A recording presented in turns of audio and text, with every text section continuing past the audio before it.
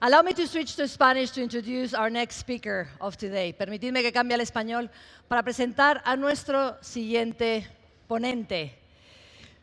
Porque se trata, en primer lugar, de un aragonés al que todos tenemos mucho cariño. Y no porque seamos de la organización, sino porque somos españoles. Él representa la marca España como hombre de negocios y como persona. Como hombre de negocios y como antiguo presidente de Telefónica, él llevó al buque insignia de las telecomunicaciones en este país a la expansión internacional y, como diría Buzz Lightyear, to infinity and beyond.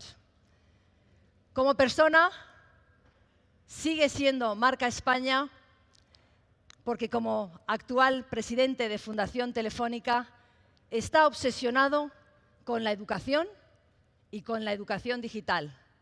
Y por eso ha venido hoy aquí para insistirnos en este mensaje. Para mí es un grandísimo honor presentar a César Alierta.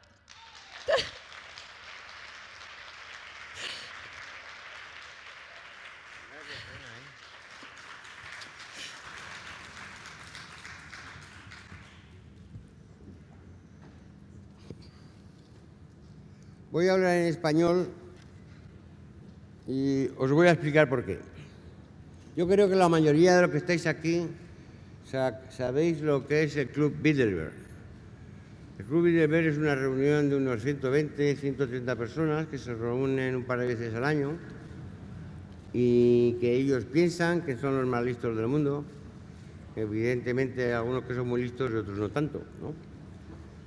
Y hace 4 años yo estaba en la reunión de Bilderberg y levanté la mano y dije, aquí casi todos los que estamos pensáis que quitando el mandarín, evidentemente, que es chino, el idioma que más se habla en el mundo es el español y el inglés, ¿eh? Pero estáis todos totalmente equivocados. El idioma que más se habla en el mundo, los idiomas que más se hablan en el mundo es el Android y el iOS. Pero el Android y el iOS tienen un problema, que los algoritmos finales los conoce solo Google, Apple o en el caso de Facebook, es decir, que conocen vuestras vidas. Y esto es un atentado contra la libertad.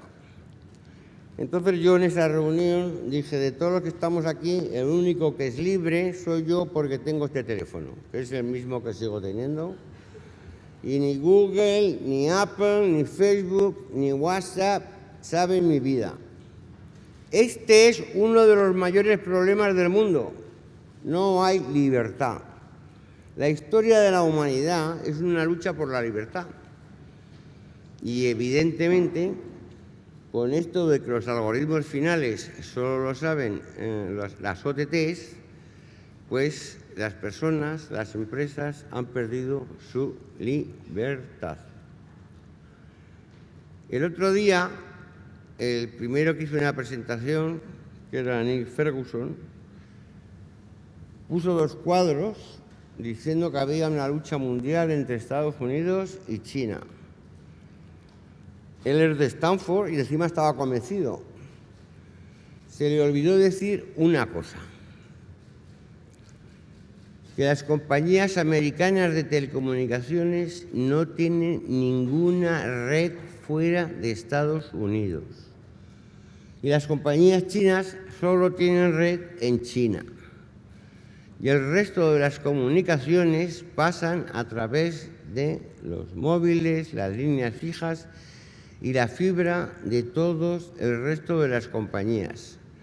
Y lo que él pensaba que era la Tercera Guerra Mundial, error total. No va a haber Tercera Guerra Mundial. Lo que hay que solucionar de una vez es el problema de la privacidad.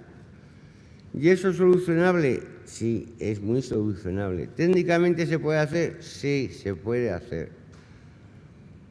Yo espero y estoy convencido que esto lo va a dirigir, evidentemente, la Unión Europea, con el apoyo de América Latina, de África y de los restos de los países de Asia. Pero este es un problema muy, muy importante. Y, sin embargo, es un problema del que no se habla. En este cuadro que estamos proyectando se ve cuál es la evolución de la riqueza en la historia de la humanidad desde 10.000 años antes de Cristo hasta la actualidad. Como veis, hasta la revolución industrial, el crecimiento de la riqueza y el bienestar de la sociedad fue prácticamente cero. Con el desarrollo de la revolución industrial, se ve claramente en la curva, se acelera muchísimo el desarrollo de la riqueza y el bienestar de la humanidad. ¿De acuerdo? Y con la revolución digital, que empezó en torno a 1995-1996, va a ser muchísimo mayor. Si miráis a la gente por ahí, están pesimistas. Y tiene bemoles que esté la gente pesimista cuando estamos ante el mayor crecimiento del bienestar de la humanidad. Y de la humanidad hablo de la humanidad, de todos los continentes. ¿Y cuál es el problema? Es que este cuadro, los que estáis aquí, lo sabéis, y algunos más, pero la mayoría de la población no lo sabe. Y voy a decir una cosa que además es triste. Muchos de los que mandan no lo saben. Y si los que mandan no lo saben, calcular los de abajo. Llega el momento de decirle a la sociedad, al de un pueblo perdido de Zambia, que tiene una oportunidad espectacular. No os quiero decir en Europa y demás. Y eso hay que hacerlo, porque va a ser posible. Pero para hacer posible eso, lo que es necesario, y aquí estos días se habla mucho, es la educación digital. Tenéis unos datos allí que muestran claramente que un incremento de la digitalización del 10% de la economía produce un incremento del PIB per cápita del 40%. 40%. Escucharéis todos los días y leeréis los periódicos que el PIB per cápita va a crecer el 3 o el 4 o el 5%, si puede crecer el 40%. Lo que tiene que hacer es digitalizar la economía. Y empiecen ya a digitalizar la economía para que el PIB crezca al 40%, ¿de acuerdo? En las 2 últimas décadas, y hay que tener en cuenta que realmente la revolución digital empieza en torno al 2000, la quinta parte del crecimiento se ha debido a la digitalización. El impacto económico de la digitalización no se refleja en las cifras. Si os fijáis, al final los macroeconomistas utilizan 2 variables, que es la inversión y el consumo. En las cifras que manejan los macroeconomistas sobre inversión, no figura para nada la inversión en temas digitales. Y en el tema del consumo ni existe. Evidentemente, como decía Neil Ferguson, se lo llevan todo los americanos a través de utilizar las redes de todos nosotros. Pero el consumo digital sube muchísimo y va a seguir creciendo muchísimo. Y esto significa un potencial espectacular.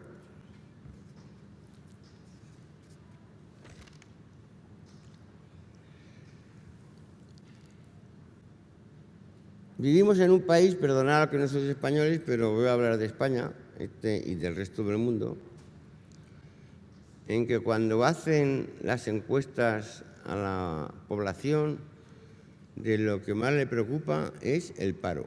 En España hay 3.300.000 parados, como 35% de la población. Y es curioso saber que el año 2018, en este país, no se pudieron cubrir 300.000 puestos de trabajo que demandaba las empresas y la sociedad porque el sistema no los produce, el sistema educativo no los produce. Esa cifra para Europa es de 4 millones, quiere decir. Y los cálculos conservadores dicen que de aquí a 2022, es decir, a la vuelta de la esquina, España va a necesitar 2,5 millones de gente preparada con conocimientos digitales. 2,5 millones es el paro. ¿Cómo se soluciona el paro en este país? Con educación digital. ¿Habéis oído en alguno de los debates famosos a alguien hablar cómo acabar con el paro a través de la educación digital? Yo no. Y es lamentable. Y todas las soluciones que dan no sirven para nada, cuando la solución es facilísima, que es educación digital. Se calcula, y esto está claro, como decía antes, que 7 de cada 10 niños que están en primaria y en secundaria van a trabajar en profesiones que hoy no existen. Si os acordáis, no sé si os acordaréis, cuando estudiamos la Revolución Industrial, que se robotizó la producción porque antes todo era a mano, dijeron que eso iba a acabar con el paro. ¿Qué es lo que pasó? Que la Revolución Industrial creó miles y miles de puestos de trabajo como consecuencia del proceso industrial. Pues en la revolución digital eso va a ser así. Y además va a ser en los próximos años. Luego, a los niños de primaria y de secundaria hay que enseñarles ya esto. El 60% de las empresas de España no encuentran gente suficiente con conocimientos digitales. Y eso que voy a hacer un comentario. Y lo voy a hacer. Me ha costado un montón de años convencer a la COE que tenían que impartir cursos digitales para las pequeñas y medianas empresas, porque si tú tienes una empresa de 40 o de 50, es muy difícil que veas la necesidad digital. Eso es fácil. Eso es facilísimo. Por fin se ha dado cuenta. Y los que sí se han dado cuenta son los sindicatos. Yo le decía un día a un líder de los 2 sindicatos mayores, oye, a ti lo que te preocupa es que tus afiliados ganen más dinero. Pues lo primero que hay que hacer es cursos digitales para que encuentren trabajo, que ganen mucho más dinero. Bueno, ¿qué es lo que hay que hacer con la educación digital? Lo primero, a nivel mundial, enseñar valores. Porque la experiencia nuestra en Telefónica, que trabajamos en toda Latinoamérica y en África y en partes de Asia, es que los valores son los mismos. Los mismos. Y segundo, lo que tienen que aprender desde el principio es aprender a aprender. Y hay que dar educación digital en primaria, en secundaria, en formación profesional.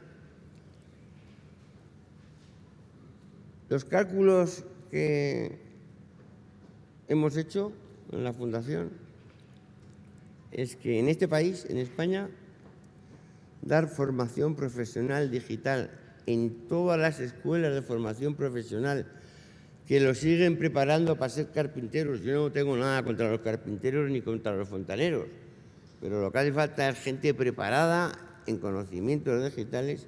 ¿Sabéis cuánto costaría? 200 millones de euros. ¿Lo han aplicado? No. ¿Qué es lo que haría? Que cientos de miles de chicos que están haciendo formación profesional encontraran un trabajo si tienen una educación digital, que tampoco es tan complicada. Y después, en alguna de las ponencias se ha hablado de los MOOCs. Yo os voy a contar mi experiencia personal.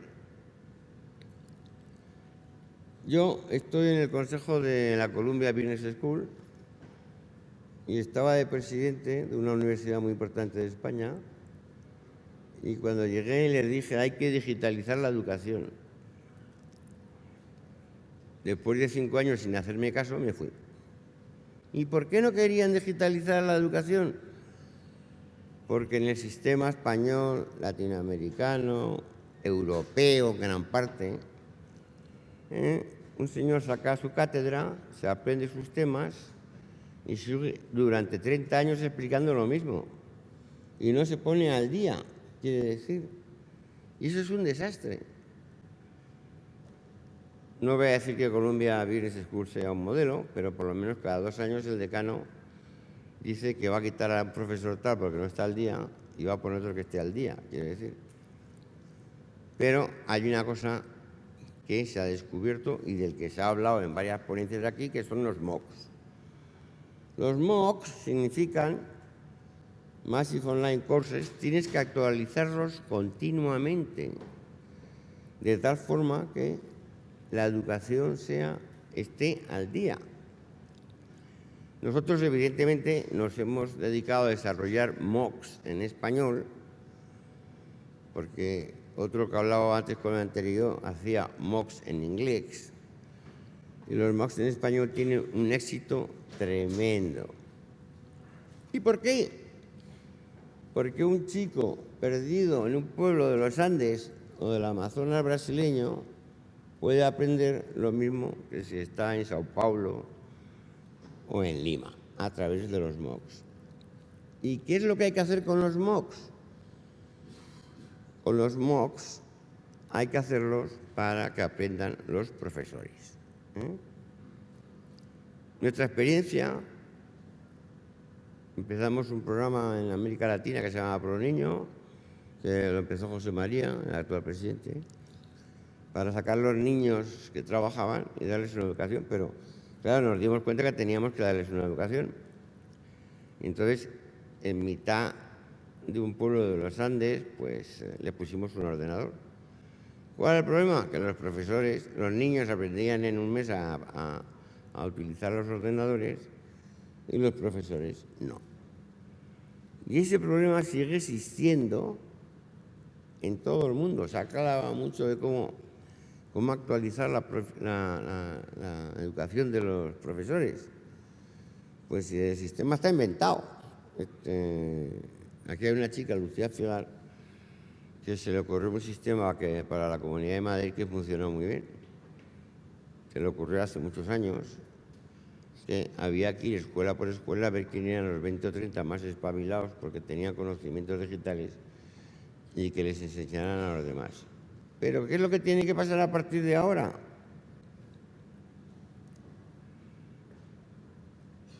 Hacer MOOCs para todos los profesores de cualquier país en el idioma suyo, para que tengan los conocimientos actualizados. ¿Eso es difícil? Eso es facilísimo. ¿Cuesta dinero? No cuesta. ¿Qué asegura? Asegura que los profesores están al día y a los niños y niñas les enseñan a estar al día.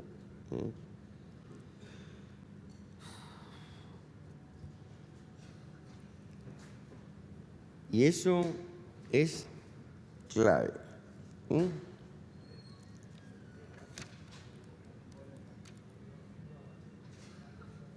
Las personas deben ser el centro de la formación. Esto está clarísimo. Y cada vez es más fácil. Y nosotros en la Fundación Telefónica nos dedicamos a eso y vemos que funciona muy bien.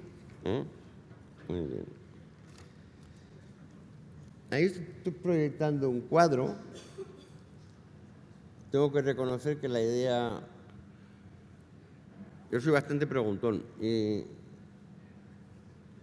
siempre me acordaré de la fecha, 14 de junio del 2014, fui a comer con el Papa Francisco y le pregunté, oiga, ¿a usted qué es lo que más le preocupa en el mundo? Y me dijo, mira, Alerta, lo que más me preocupa en el mundo son los niños del tercer mundo que no tienen educación y nunca saldrán de pobres. Y yo le dije, eso hace 6 años no tenía solución, pero ahora tiene, porque a un niño le das una tableta y aprende en un mes. El problema son los profesores, que no son digitales. Y efectivamente, en el mundo hay 50 millones de niños que no van a la escuela. Nosotros empezamos el año 2016, vamos a acabar ya este año con 10 millones de niños, 8 millones en Latinoamérica y Asia y 1,5 millones en África, y funciona muy bien. ¿Qué es lo que funciona muy bien? Lo que buscamos es la igualdad, ¿de acuerdo? Y vemos que un niño en Nigeria sabe lo mismo que un niño en Zaragoza o en Barcelona, porque tienen los mismos instrumentos. Y lo que hay que actualizar es a los profesores, ¿no? ¿Y eso se puede hacer? Pues sí.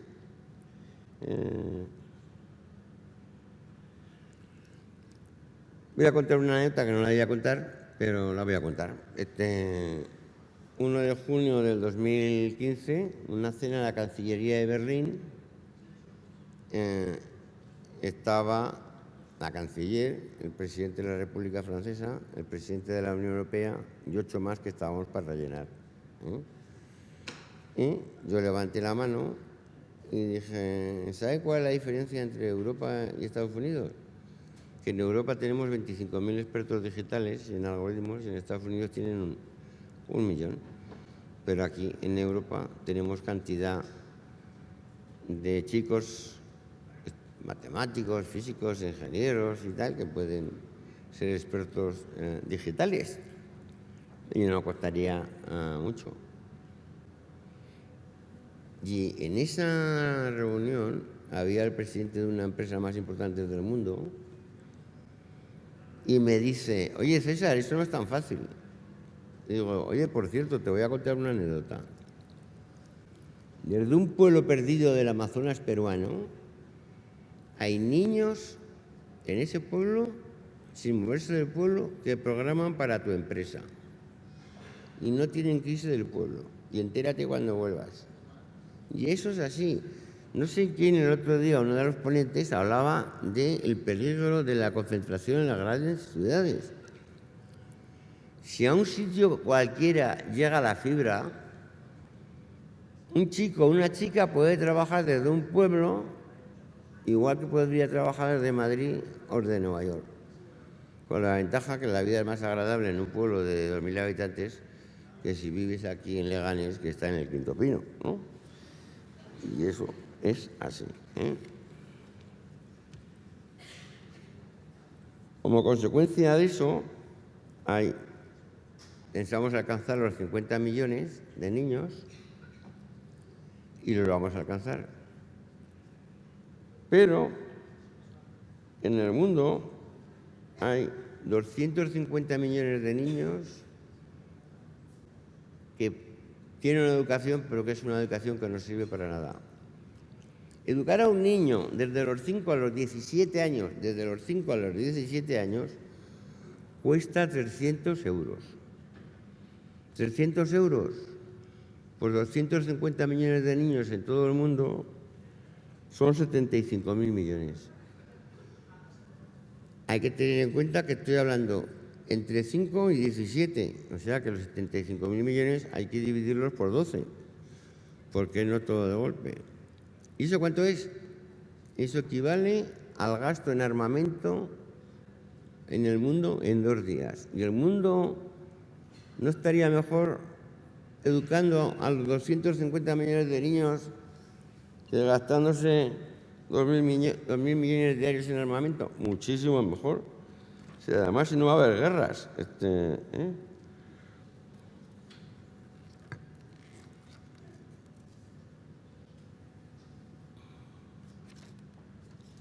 Hay un tema que sí que me gustaría hablar, que se me ha pasado, que es el siguiente. La educación es necesaria digital en todos los sectores, en cualquier sector de la industria. Pero a mí me gustaría recalcar en la sanidad. Yo lo voy a explicar por qué. Yo hace 5 años, yo soy miembro del Consejo Cultural de la Caixa. Llegó un señor que era el jefe de oncología del hospital más famoso de Barcelona y nos dijo que si le dábamos 4 millones de euros curaba 2 cánceres. Bueno, se los dimos. Volví a los 2 años y dice, ya he curado los 2 cánceres. ¿Ah? ¿Y cómo lo has hecho? He cogido a los que tenían ese cáncer, les he mirado el genoma a través de Big Data, porque la Big Data es la base de todo, y lo he comparado con los que no tienen ese cáncer, que tienen 3.200 millones de genomas, y localizo 35 genomas. Me concentro en los 35 millones y curo el cáncer. Y dije, jope, por 2,5 millones de euros curamos un cáncer. En el mundo hay 5.000 enfermedades que no se sabe el diagnóstico. Y el otro día, si os acordáis, el de IBM habló de los supercomputers. ¿Qué es lo que va a pasar con los supercomputers? Que van a ser una realidad dentro de 8 o 10 años. Cada uno de nosotros, tenemos 90 billones de neuronas. 90 billones de neuronas. ¿Qué va a pasar con los supercomputers? Y eso va a ser, no sé, voy a ser pesimista, 10 años. Ahora voy a coger una enfermedad, y como ves hay cantidades, le dicen, este tiene Alzheimer y no se sabe cómo se cura. Cuando funcionen los supercomputers, miramos el cerebro humano completo a través del Big Data y con algoritmos y vemos qué neuronas no le funcionan al que tiene Alzheimer. Y entonces la investigación médica se concentra en esas neuronas y se cura el Alzheimer. Y como el Alzheimer, todo. Fue muy interesante el otro día la presentación de uno que habló de la felicidad. ¿Os acordaréis? Estuvo muy bien. Pero al final las emociones, la alegría, la tristeza, el llorar, la depresión, no son más que un reflejo de algo que nos pasa en el cerebro. ¿Qué va a pasar con los supercomputers, el Big Data y el análisis del cerebro? Que se va a poder identificar qué parte de nuestras neuronas producen la alegría, qué parte de nuestras neuronas producen la tristeza, qué parte de nuestras neuronas producen la depresión. ¿Y eso va a pasar? Sí. ¿En cuánto? Bueno, siendo pesimista, 10 años. Yo creo que antes. ¿Cuál es el problema? El problema lo voy a decir. Que no se gasta el mundo suficientemente dinero en investigar cómo crear los superordenadores para combatir una cantidad de problemas que tenemos tremendos. Había una chica ayer que hizo una presentación muy buena de cómo aprender y cómo no aprender, dejar de aprender, irte a la cama y dormir y no sé qué, joder.